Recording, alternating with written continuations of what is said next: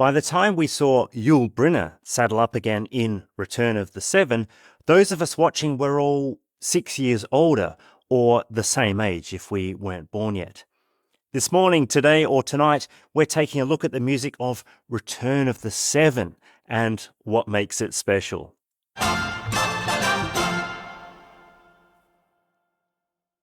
Return of the Seven was the first sequel to 1960's The Magnificent Seven, and it flickered on to smoky cinema screens in 1966.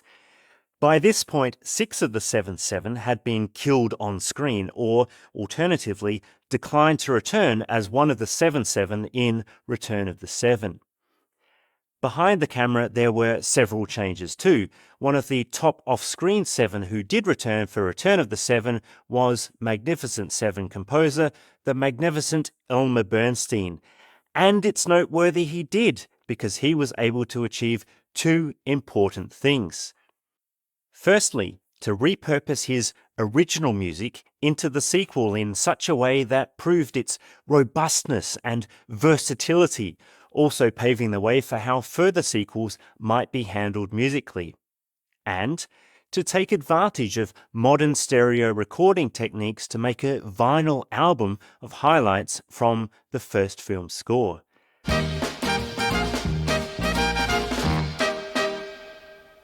When we think of sequel films, films that are in some way linked in continuity to an original film, we often find the quality of the new film doesn't quite reach the popularity or critical acclaim of the original. There are exceptions, of course. I am looking at you, The Empire Strikes Back. Typically, budgets will be lower, ideas more sparse, and the unique combination of talent and timing that created the original has moved on. The music department is often not immune to such compromise. Again, typically budgets will be lower, ideas more sparse, and trailblazing talent may have simply trailblazed elsewhere. There are exceptions, of course. I'm looking at you again, The Empire Strikes Back.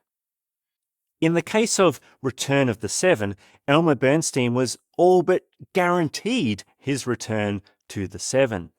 Basically, it's because his work on the first film was so good, and because screenwriter Larry Cohen, who later made It's Alive and was a prolific film and TV writer, actually demanded it.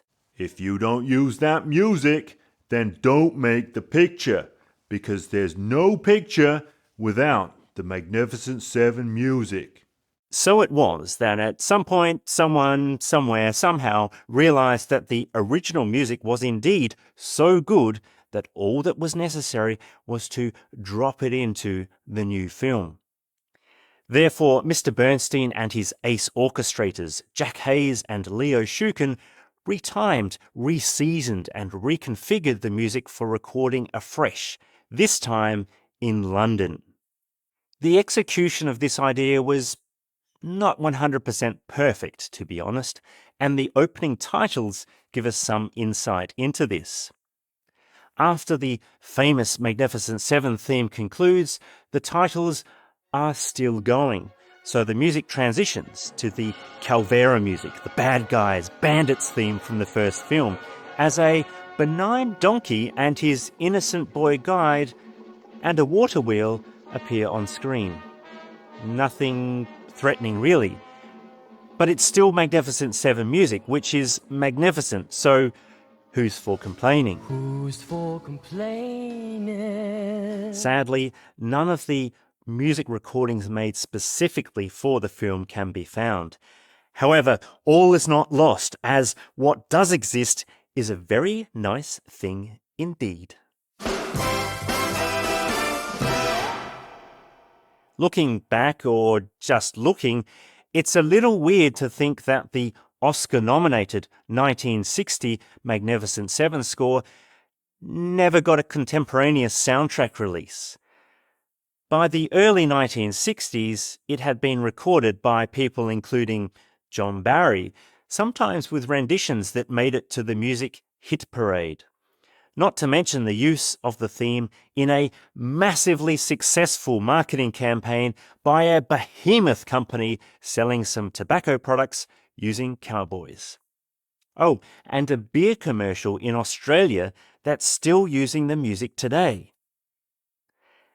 Anyway, so in 1966, Elmer Bernstein was finally able to correct the injustice and gave us a great curated selection of the best parts from his first score. In the process, Bernstein adds some emphasis to French horns and lower brasses whilst reducing the percussion section slightly. These are fine changes, and together with some judicious trims, gives us a different lens on the same music.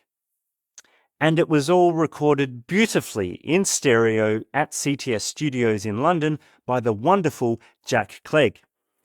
And that's it. Perfect. Done. Oh, one thing, trivia buffs may like to know that Jack Clegg engineered the audiophile delight Casino Royale, also at CTS Studios in Bayswater, London, within 12 months of doing Return of the Seven. In 1967, a soundtrack album called Music from the Marlborough Country was made available to tobacco aficionados and music enthusiasts. Neatly pressed into the ash-filled vinyl grooves were selections from the Return of the Seven album, rolled up alongside freshly recorded, nicotine-stained versions of Bernstein's theme. This album has recently been given its very first release on compact disc. Freed from a smoke-filled home, you too can now hear what they were smoking when they came to where the flavour is to make these mild, medium and ultra-light tasting tracks.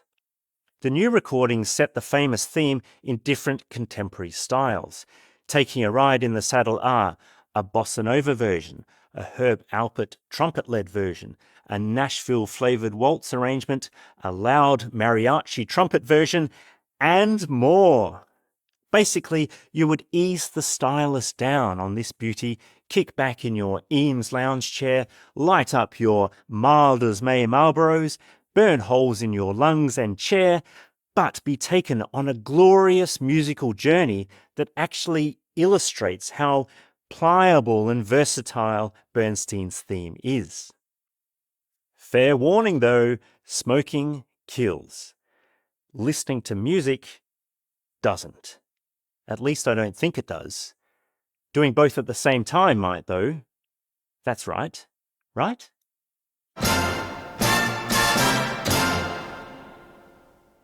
The Return of the Seven vinyl album had the convoluted jacket text of, and I quote, Elmer Bernstein conducts, and his magnificent original motion picture score from The Magnificent Seven returns in Return of the Seven, end quote. But for you, nothing is as convoluted. To get your hands on this sweet stereo recording from 1966, plus the bonus music from the Marlborough Country, dating from 1967, all you have to do is point your browser at quartetrecords.com. Thanks for watching. Happy listening.